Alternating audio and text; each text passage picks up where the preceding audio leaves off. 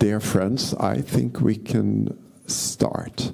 My name is Håkan Åkesson. I'm the Swedish ambassador to France, and I would like to extend a very warm welcome to all of you to this seminar organized by the Swedish Olympic Committee, together with its partners, including the embassy. I'd like to really commend the Swedish Olympic Committee for having chosen this subject of inclusiveness. It's more important, it's more relevant than ever. And it aligns well, of course, with the values of the Olympic movement, but also what the government of Sweden and the Paris Games stand for. I know that we have little time today. We have an hour for our seminar, so I will immediately hand over to our moderator, Tobias Hauf. But before doing so, please join us at the reception upstairs after this seminar. So over to you, Tobias.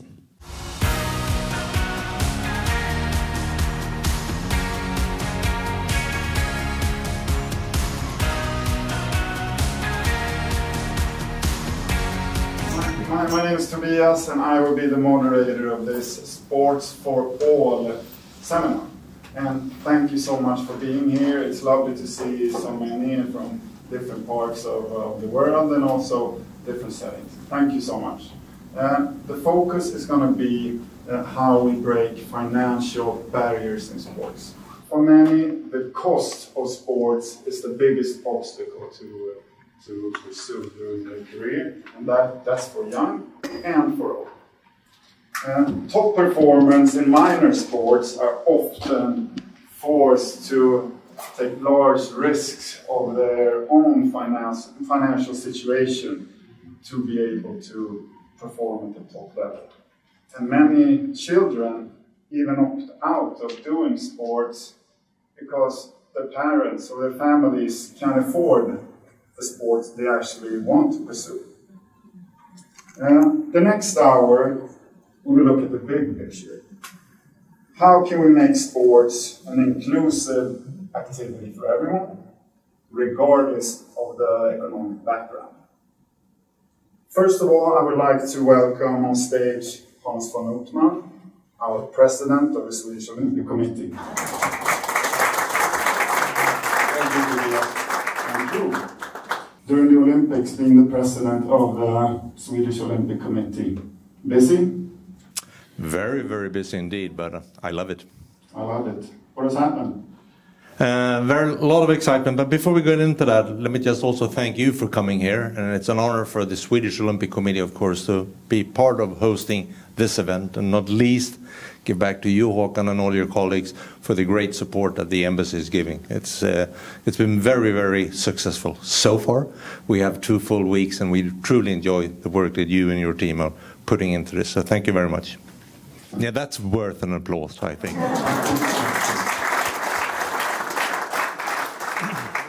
Hans, the Swedish Olympic Committee take on the financial barriers in sports? We've recently, not that recently, but a year ago, published a study that shows that a lot of our participants in the Olympic Games are actually fully depending on support in terms of scholarships or otherwise, or other opportunities to give the support to, even as you started, be able to carry out their career. Many people seem to believe that if you're an Olympian, you're pretty well off. That is not the case. 44% of the participants in our Top and Talent program, which is sort of a support program for our athletes going into the Olympics, would actually not be able to survive on the minimum level of existence if it wasn't for the scholarships. And these scholarships, of course, also, let me add, do not give them a chance to borrow money from a bank, doesn't give them a chance to fully focus on the career. They need to find outside jobs, which is quite difficult because they also need to put a lot of time in practice. So being an elite athlete is not only goal, and I mean goal in terms of money. It's a tremendous challenge, as you mentioned. Yeah, I mean, we've seen in studies that Sweden actually put, from the government side, put less money into elite sports than other nations, Norway or Denmark, for example. What's your thought on that? That's unfortunately true. We have prioritized sports for all, and I'm not saying that in a negative aspect, meaning that we shouldn't.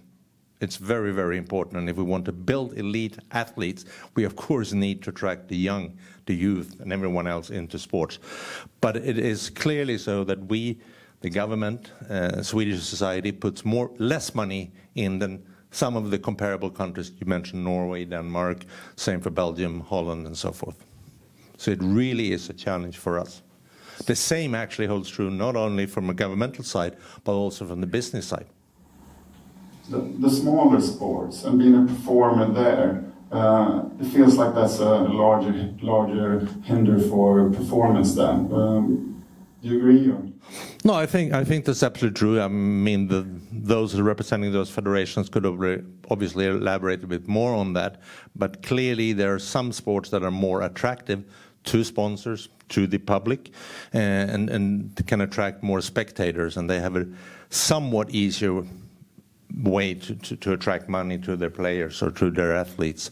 But it actually covers all of that. We read about those who make a lot of money, but that doesn't have to be true for all participants in that sport. I mean, we have 2 gold medalists in field and track here from the last Olympics. One of them is really making a lot of money, well deserved. The other one doesn't even have a shoe contract. Different situations. I mean, we were here at the Olympics, we all aim for gold. When that gold happens, actually that elite success, doesn't necessarily lead to more children being activated or population being more happy and moving more. That's a very interesting question and a good point, and as you say, it's part of that study. We fully believe that success in sports attracts attention and attracts more enthusiasm from people, both in terms of more activities, not only the youth. Usually a lot of having a role model attracts young people and brings them into the sport, hopefully, but it also again supports people in being more active. We are working very hard in Sweden trying to get people more active, as in many other countries, and be more interested in recreation in general terms, and that again, a role model from the sports and from the elite sports really help in doing that. But the other thing, and I think you're asking for, is of course it attracts attention from all around the world when Swedish athletes are successful. I mean, if you come to France and you say Mondo, it seems like most French people know who Armand Duplantis is. So it brings a positive picture of Sweden, just as the fantastic opening night brought pride to the French people yesterday. Our successes in Swedish sports also bring attraction, support, and pride, not only internationally, but also in our home turf. How do we, or the Swedish Olympic Committee, how do we raise the issue of better support for athletes and that they need them? And what's the response that you get? We're working very hard together with our 2 sister organizations, the Confederation of Sports, Riksidrottsförbundet, and the Swedish Paralympic Committee.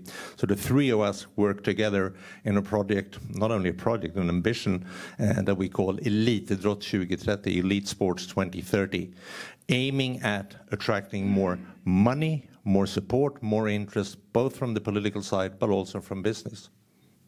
Does that mean that we should centralize the support system? Often comes up. Now I think we 3 agree that what we need is not yet another organization, but we need to organize ourselves better. We need to be clearer on who does what. We shouldn't duplicate or even do some things triple, but actually sort of be specific on who does what. But we work together to bring more support in to our athletes and our future medalists in the Olympic and other big sporting events. Is that the large goals of Elitidrott 2030? Sorry, what do you mean? What's the main goals with Elitidrott 2030? That our athletes can actually live on and build a career on being active in sports, because again, we believe it supports society, it brings more attention and more pride, and it brings more interest to Sweden. And the goal of that is we're working close with the military to see if we can find some sort of solutions for dual careers. We're working with the business side and looking at them to support a fund that we are trying to create so that we can build not only short-term but long-term success. We have a goal set by our owners, the federations, to double our profits from the business, or profits, but the income, the support from business, to double that over the next 5 years up until 2030. And we have the same when we talk to the government. Thank you so much, Hans. Thank you. And good luck during the rest of the games. Thank you.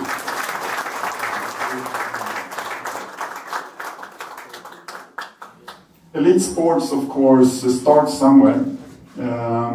Starts at the grassroots level. So let's transition the session a little bit towards that. We're going to have an example with Fritidsbanken, so please, David, Mathiasson from Fritidsbanken, please come up and let's talk about your brilliant concept. Thank you, Tobias.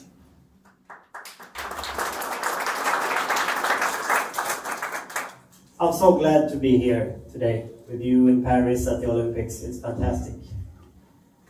Last year, Fritidsbanken contributed to more than 2 million hours of physical activity that otherwise wouldn't have happened. I'm going to take you to the background of this.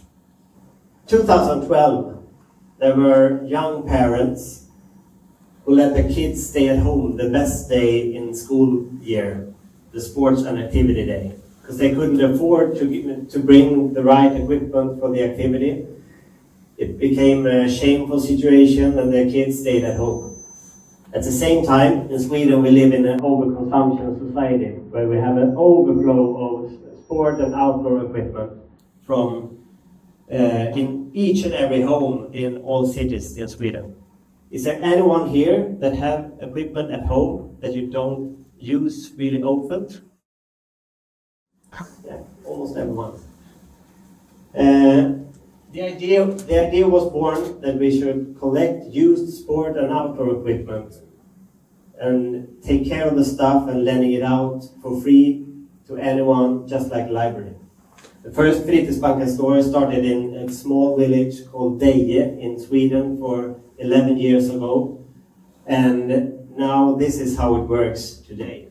Everyone should be able to enjoy fun and meaningful activities in their spare time, regardless of who you are. Fritidsbanken gathers sports and outdoor equipment that you can borrow for up to 2 weeks, free of charge. On Fritidsbanken's website, you can find your local stores and see our supply. Do you want to know what's available to borrow? Visit Fritidsbanken or access our website. There you can see all our equipment. For example, skis, skates, balls, tents, and much more. Anyone's welcome to borrow from Fritidsbanken. All you need to do is to leave your name and mobile number or email address, and then take home the equipment. You can try what you want, and as many different activities as you want. And you just as easily return the equipment when you're done. Visit Fritidsbanken today.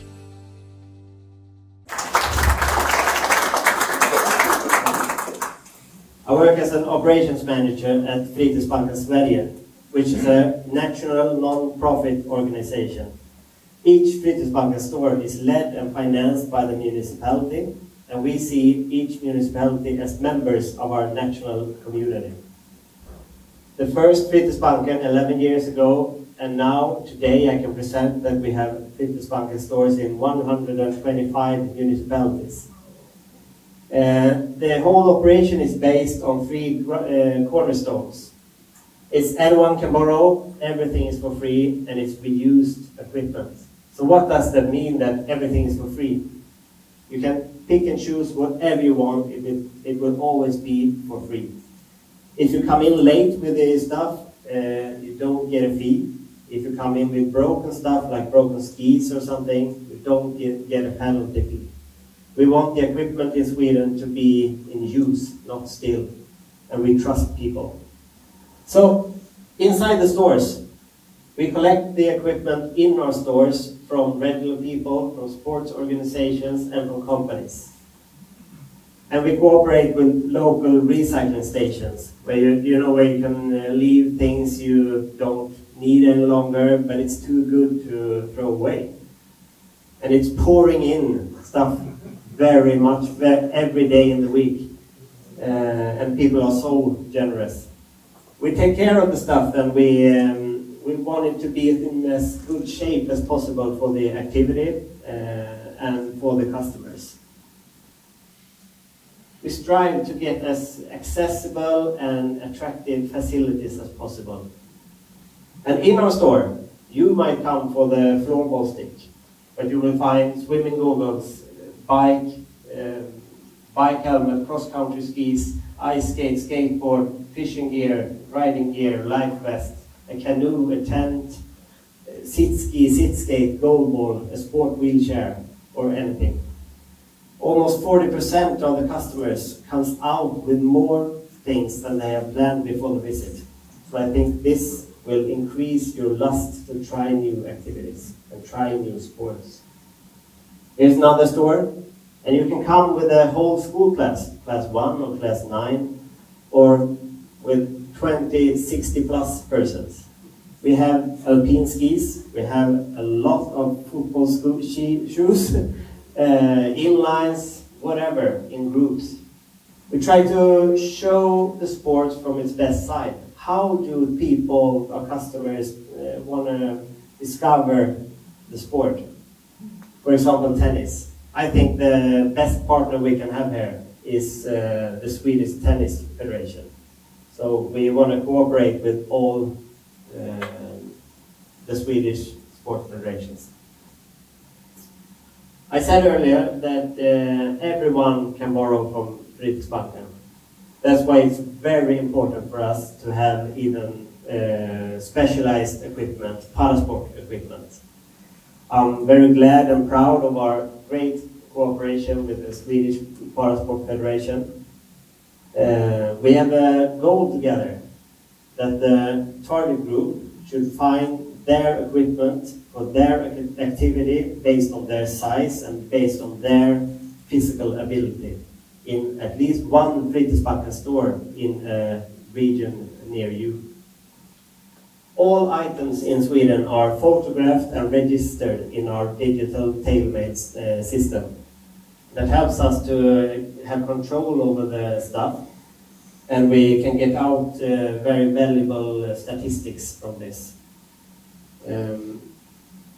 We have for now between over 500,000 sport articles in our system, over 500,000. And we have made a record each year since the start, 2013. We made a record 14, 15, 16, 17, 18, 19, 20, 21, 22, and 23 in outloan items. 22, it was 900,000 outloans. In 23, 1.4 million, which is an increase of 40% in only 1 year. And the interesting thing here is that the start of 24 is even better than 23. So you can see the curve is picking straight up. And I think this is just the beginning. It's quite common that it's empty shelves at the stores from north to south. People are standing in line to get a chance to borrow to themselves and the families, both in winter and in the summers. 48% of our customers said they wouldn't have done the activity if they couldn't have borrowed from Fritidsbanken for free. 48%, think about that. And this is interesting. Last year, 42% of our customers were not member of a local sports club. But when we asked those 42%, over 50% of them want to be in a sports club. So last year, 53,000 kids borrowing at Fritidsbanken are not members of the local sport club, but they want to be there. So I am very glad and excited over our new mission to cooperate with the Swedish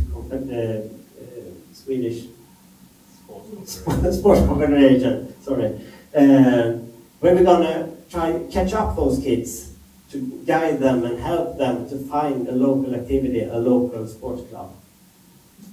So, why Fritidsbanken in our society? Yes. To increase physical activity, to get more equal health, better safety and inclusiveness, more participants in sports, or it can be a perfect way to show how we work with the Agenda 2030. This puts a mark on 11 of those 17 global goals. And it's tightly connected to the 3 dimensions in the agenda: economic, ecologic, and social sustainability. I'm going to show you now what you get if you start a Fritidsbanken store in your municipality. That will lead to more sport, play, and physical activity for people in all ages. It will lead to more people out in the nature, trying outdoor life. The whole operation is built on reuse, recycling, and sustainability. It increases the physical activity, and it's tightly connected to the public health goals. It also inclusion and social sustainability for real, and it leads to more jobs. Over 1,000 people worked last year at Fritidsbanken, and those 1,000 people, they are burning for to catch up kids, let them try several activities or many times you want in your life, and be active. Now I have presented Swedish social innovation. And I think the strength of Fritidsbanken is that it spreads over so many different administrations. I think it's quite unique, and it's our strength. And I'm so glad to be here today with you here in Paris at the Olympics and with the Swedish Olympic Committee. We have worked now together in 2-3 years with your fantastic Olympic days. Days where kids and the families can try a lot of activities and try sports. And Fritidsbanken has been there with a lot of equipment, always reused and sustainable. Here's an example from one of those days. And I know in 2 weeks from now, there's Olympian Festival, the Olympic Festival in Solna, Sweden. And Fritidsbanken has packed the bus. It's 1.5 ton equipment for those 6 days there. So we are ready. I'm going to finish with to share a dream I have. I think in the future at the Olympics, we are going to see a young man or a woman standing at the podium as a gold medalist, and in the interview, he or she says, "All started for me when I was a kid. I got the opportunity to try which sport I ever wanted. Because me and my family, we got to Fritidsbanken, and there I could pick and choose whatever I wanted. And it was always for free." That's my dream. Do you think it's going to happen? Yes. Thank you very much.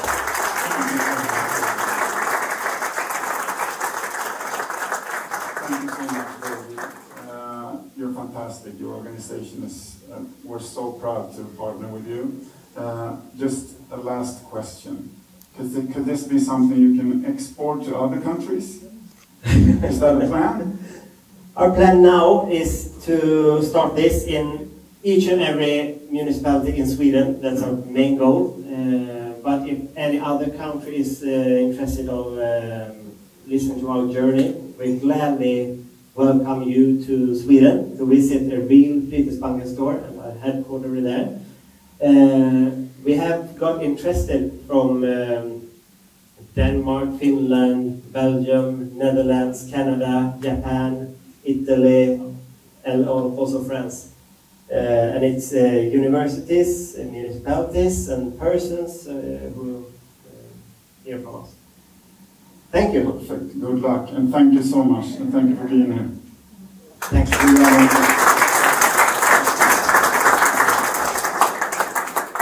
She has a long international career in handball and played 175 games for the Swedish national team, including 3 Olympics.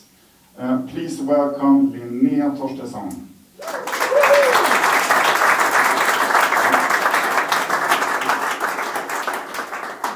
Linnea, you had a fantastic career. And to start on the elite side of things, what challenges do you see for an elite athlete? For you, that you had or you've seen other sports have? Yeah, for me as a handball player, I can say that when I was young, it was not so difficult barrier economically to have a pair of shoes or t-shirt and shorts that I could use the same as I had in PE in school. But later, when you're a little bit older and your mom and dad has managed to pay the fee to the club, is you want to go to the tournament in the end of the season, maybe around Christmas, go to Partille, what we have in Göteborg, the world's biggest handball tournament. And then you need to pay extra money to go there. Not everyone can go. Imagine to be the kid left out and not to enjoy the last tournament of the season, and that can be a problem. Then you drop out. You don't want to be ashamed in front of your teammates. When you're 11, that's like the worst thing that could happen, that you cannot fit in the group. Is that something that's increasing? I mean, was it that way when you were a kid playing, or is that something that's coming more and more in society? I think it's coming more and more. There are a lot more tournaments. And of course, as a club and as parents or as coaches, you want to let your kid attend as many as you can if you can afford it. But for the ones who can't, then it will be a barrier, and maybe you don't want to attend that sport at all because of this. So I think it's more and more because there are more opportunities, and there are also parents that think their kids should not live inside a school, which I think is fine, because that's how we did in the old days. But we're more and more comfortable. So live in a hotel, that's stupid parents, but you know. Yeah. And in terms of top athletes, when you, I mean, you're from a sport that's big and commercial and probably have okay resources. I mean, but how has your challenge been? How has your situation been? And have you seen it compared to others that don't actually have it as good? Have you seen, what have you seen when you're out there? Yeah, when I've been out there, I've had the privilege to attend 3 Olympics, so I've met other sports, and then I'm a little bit secure from where I come from. I have my salary from my club in the end, so, and then I have the Swedish Olympic Committee making sure that we have the top resources to really prepare in the last month towards the Olympics. But then I see other sports like maybe wrestlers, for example, they're struggling just to make the ends meet in the end of the month, and they are training so much. You have this example, you know, in the basement, they're lifting, doing some Russian lifts, and you're so impressed. It's usually in our sports programs. SVD likes to send them there. Very, very nice to see and watch, but then you can see the difference, how it is. They cannot make ends meet, and they are really putting themselves out there and their families' economy. Should we as a country invest more resources into elite sports? Yes, I think so. It's like we have heard earlier here today that people become happier when they see Sweden perform and win medals. So, and that gains the whole society. Even if it's for a few seconds, you're happy, your endorphins are there. Maybe it's not you that have the medal, but when you're watching, you're crying. You know, it makes you feel a proud Swede. So I think it gains the whole society when you can feel that you're proud for your country. And as we know from before, that sports in general is something that benefits the society and especially health. Yeah. I mean, thank you. We saw fantastic David here on stage in Fritidsbanken. If that existed when you were a kid, what would have happened? How would you have used it? Or maybe would you have been a skier instead of a handball player? Yeah, I would, maybe not skier, but definitely I would have tried ice hockey. I think my parents more or less told me that I was not allowed to do it because it would be too many sports. But maybe it was an economic background that you never know. And it's also freezing in the hall, so you never know. Probably both. No, but I think that could have been something that I couldn't have done. And I can just say thank you to Fritidsbanken, because this winter I was in Pliktaparken in Göteborg, and the snow was pouring down, and we have left our snow racer at home, so it saved our family day. Thank you so much. Thank you. Lastly, I mean, we see that kids, and honestly us adults too, we spend more and more time in front of the screens. How do we prevent this? Yeah, I think Fritidsbanken is a perfect example again, that you make it available for everyone, that you make them see that you experience something by yourself physically is a better feeling than watching someone else on YouTube play a game that you're watching. So you really feel the difference, how it is to be a team together, or to achieve a goal that you're put in with your team or as yourself. How proud you are when you have done those things. It doesn't have to be on elite level. Just that you won against your neighbor in street football is enough. Thank you so much, Linnea. Thank you. Thank you. Next on our agenda, I'm super proud to invite former goalkeeper, world champion, European champion, I think also on the club level for his country. Please, Jade Lama, and please also go Jade. They are here to present the fantastic project they do in Senegal, Diambars. Welcome. I think we're going to start with a movie, right? Hey, les mecs, rentrez dans l'histoire de Diambars.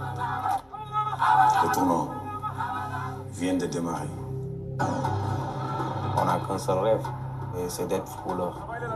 Ils viennent tous pour devenir footballeurs professionnels. Il y a beaucoup de candidats, mais il y a très peu d'élus. Ça dépend de vous, les athlètes. Vous. Cette match, on va les gagner. Ils sont grands, ils sont gros, mais ça joue mieux chez nous.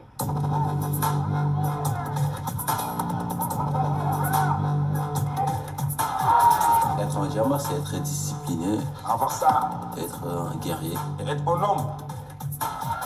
Soyez rigoureux et soyez propre dans les gestes techniques. Diambars, c'est au-delà du football. C'est pas le football qui développe un pays, c'est bien les hommes et l'éducation qu'on leur transmet. La connaissance d'abord, Le reste ensuite. Je vais jusqu'au bout de mes efforts. Par contre, il manque beaucoup de choses pour arriver au plus haut niveau. Pour l'instant, on a fait un pas, maintenant il reste à faire le tour du monde. C'est dur, mais j'irai jusqu'au bout. Bonjour, monsieur Garbo.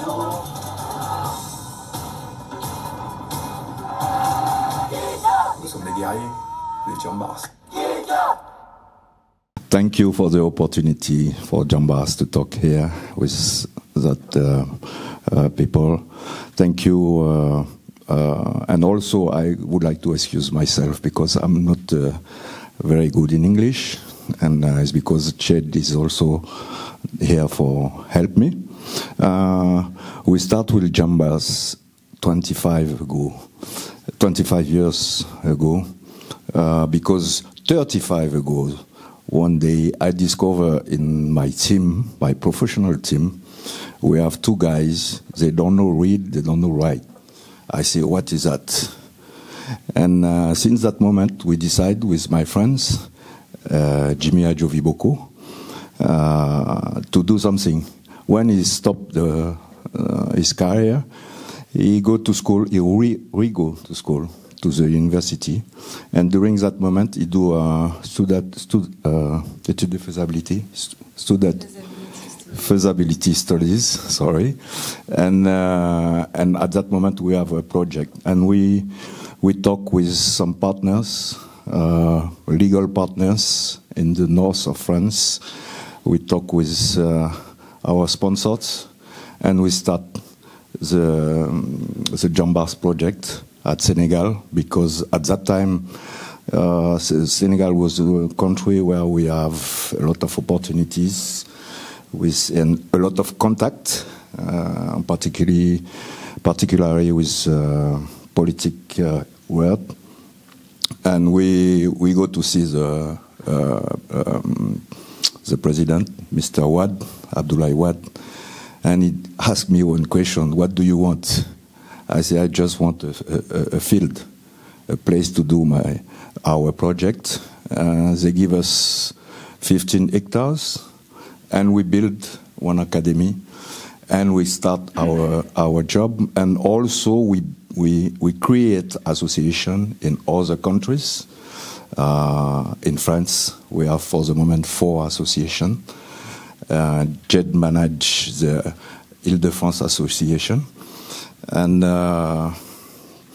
that is the story of Jambars. The idea is do one pass. When I hear the people who talk before us, I say, wow, there are Jambars too.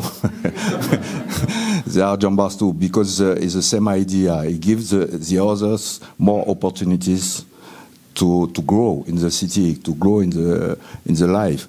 And not only sports, you can grow in life, and you after the career you might have. Exactly. It's because of that we do that. And also, when I was young, I grew in French Guiana, near from Brazil in South America. I don't have any structure to access to my dream, because my dream was become a world champion, and it was a frustration for me. And I say, okay, if one day I have the opportunity to do something, I do. That is a Jambars association. What has the results been? How does the results? What happens? What happens to the players?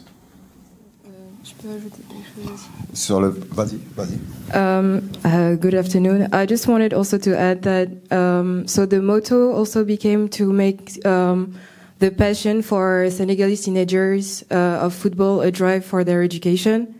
So this is what the institute is trying to include to teach them, because becoming a professional includes a lot of things, and you need to access education to also manage your career and what's happening after that.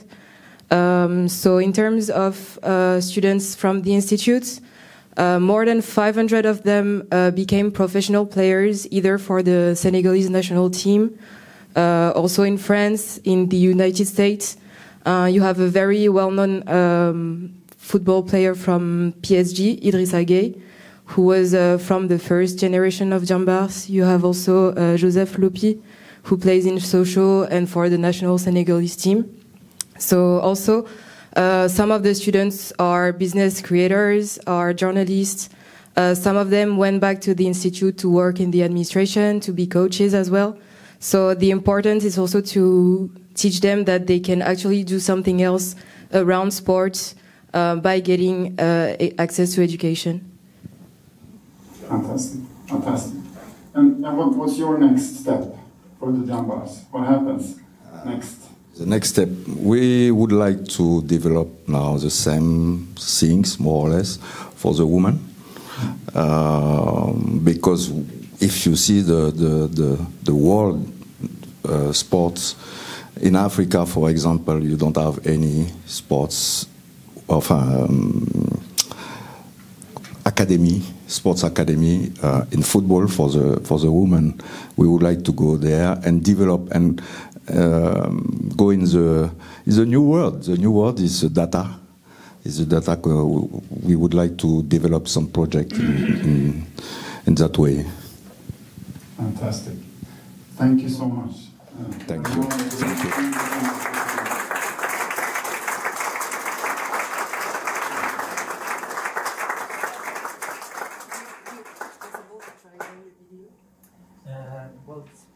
Thank you so much.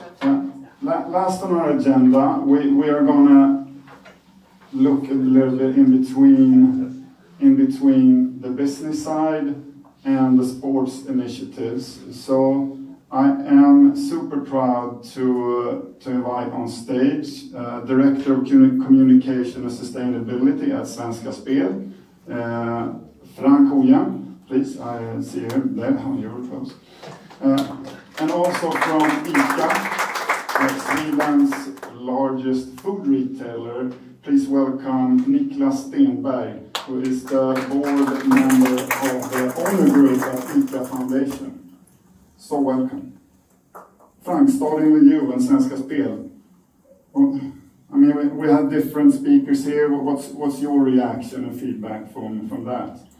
Yeah, thank you, Tobias. I just want to start off by also saying that we are immensely proud to be here with you. And it feels so good to be present here together with the Swedish Olympic Committee, which we are the main sponsor of, but also the rest of the Swedish sports community.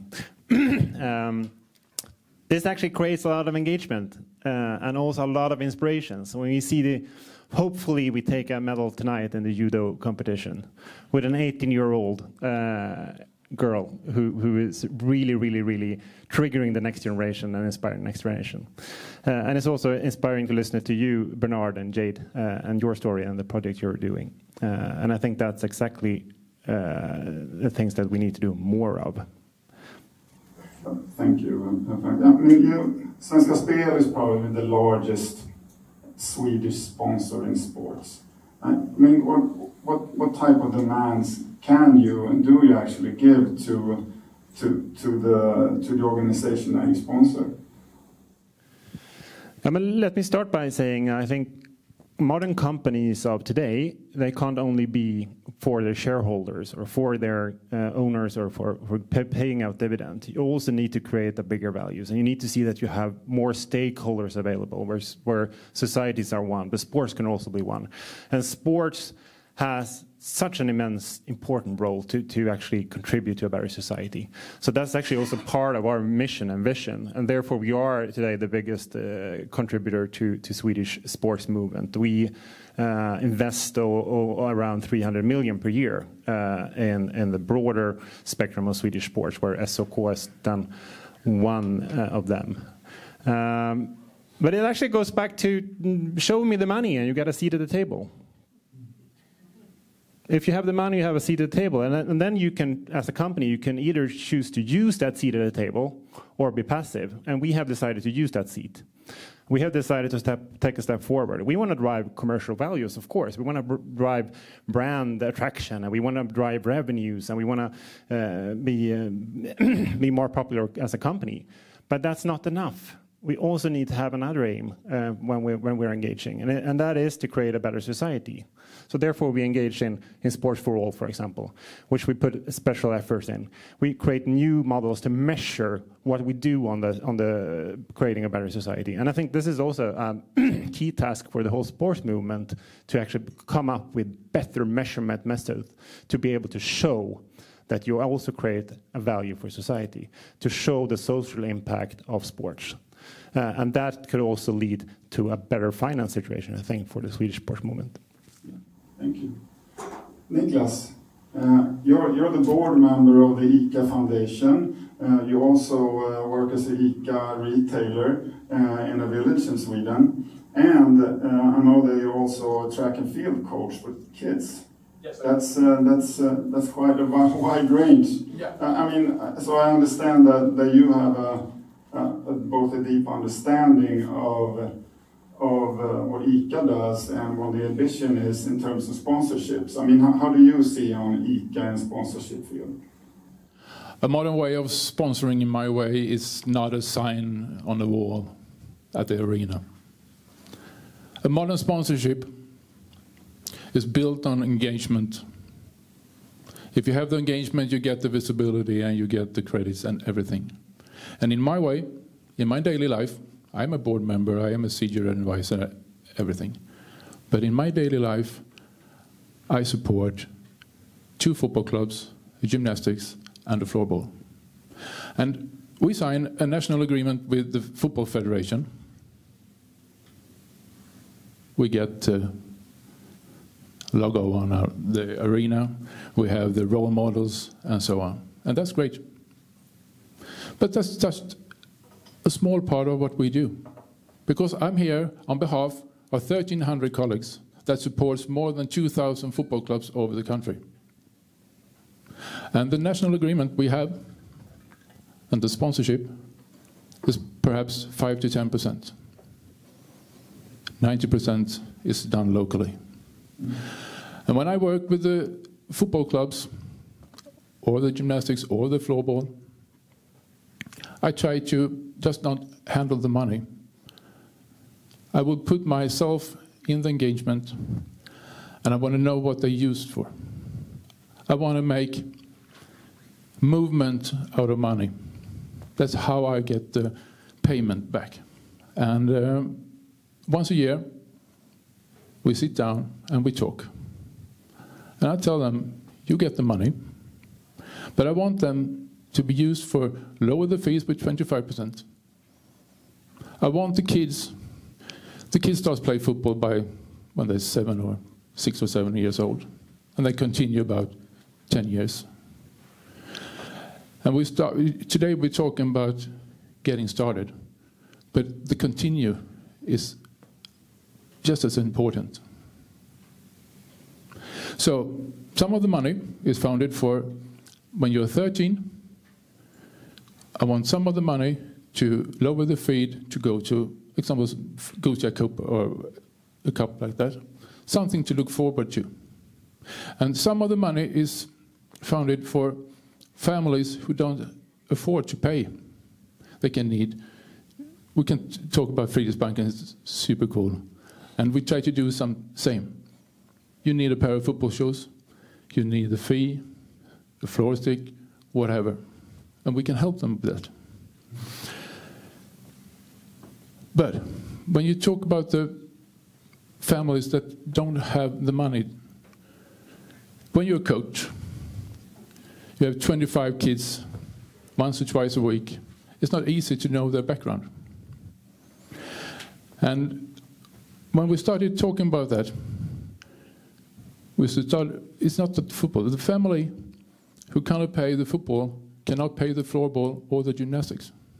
So we need to do this together. And that's my part.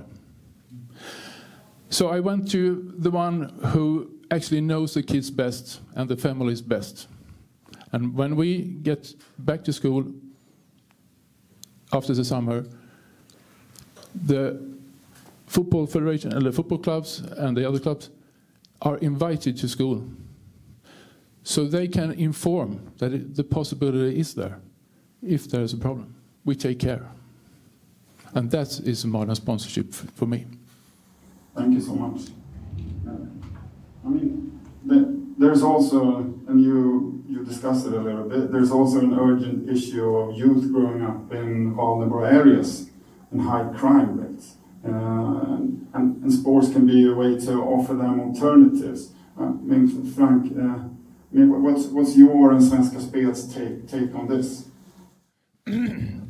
I think everyone who wants a seat at the table also needs to stay relevant. And one of the biggest societal changes that we have in Sweden is actually social inclusion. To keep our society together and also lower crime rates and make sure that especially young boys stay out of the streets and put on the football shoes instead. Balls are much better than bombs every day of the week. So we have, together with the Swedish Football Association, created En bättre väg, a better way, which is a project that we have collab actually with ICA as well, and some other sponsors, to actually get some money on this, to put money into developing local football associations in areas with challenges when it comes to social economic factors. And this is actually very, very concrete. It's about getting a trainer on the football field, or getting a new goal on the football arena or the football stadium. But it comes back to leadership, and it comes back to actually make sure that these young boys and girls have good leaders and good coaches and good trainers, and that then also resources to develop their leadership skills. It's a very interesting project. We're now following it up and see if we can see some results of that. I mean, because that investment, what could be a better investment than taking a young boy out of criminality and put him into soccer and then become, hopefully, a national role model and eventually perhaps an Olympian? Hopefully. Niclas, what are your thoughts on the subject? Well, you mentioned I am a track and field coach, and I am. I've been a part of track and field for over 40 years. And since I am a coach, the club came to me and said, you should sponsor. We need some. And I say no. And they look at me. Do you want me to put a sign on the ball? Yeah. And it won't cost you much. How much? And I get the figure, and I said no. You see, my store is located in a different commune than Växjö. So they were not invited to the Växjö Olympian. It's an Olympic day with track and field. And speak of role models and Olympic gold medalists, we have one in the room. Hopefully 2 today, another 1 today. Yeah, but we got one. She's sitting over there. She started the career in Växjö, and when they talked to me about this, I said, no, I don't want a sign on the ball. I want my kids in my village to join, and I pay for them. I've been doing this for over 20 years now. And when you're doing this for a long time, the school, a couple of weeks before the game, they start practice. And they looking forward to this. And the good thing about this is you reach kids that don't already in sports. So hopefully we can have one more Carolina Clift by this, I hope. Thank you. Looking forward here, Frank, what do you see in your crystal ball when it comes to making sure sport is for all? What are we going to do, and what is Svenska Spel going to do forward? Do we have another hour? No, I won't take an hour. But I think there are so many things that needs to be done, but I really think that we need to step up. Both we as the business community, the sports movement, but also the society or the political side. And we need to do this together. And I think we need to find new ways and rethink on how we actually finance sports. But it comes down to money at the end. And it goes back to what we talked about before, finding new ways of measure your impact, to put a figure on the social impact the sport actually does for society, the factual value of an inclusive and broad sports movement in Sweden. But it also comes back to finding new financial solutions. I talked to Olympian Stiftelsen, the Swedish Olympia Foundation, who is here today. Philanthropy. We have a lot of rich people in Sweden. They should step up. They should be here with you. And that goes back to how our tax system is created, and that you can go do tax deductions for founding sports, which we should have. But I also think we should rethink. What if we start a sports movement today? If we had a white paper, how should we do it then? And actually try to look at ourselves, not so much inwards, but actually look outwards and also look at the output. Can we get more for the money? Can we get more inclusive sports movement in Sweden for all the money that we have? And how can we increase that figure moving forward? Thank you. Niclas, what do you see forward in the future?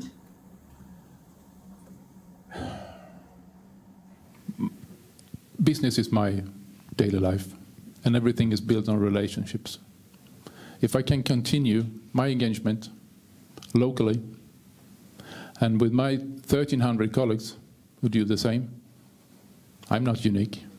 But if I can continue this, I will make some change. And I'm here to do that. I'm passionate, I'm also a little bit worried, and I'm very proud. And I can hope that as long as I can, I will stay in sports, and I will do what I can do best. That is to work locally. Thank you. Thank you. Thank you so much. Thank you, Niclas. Thank you, Frank.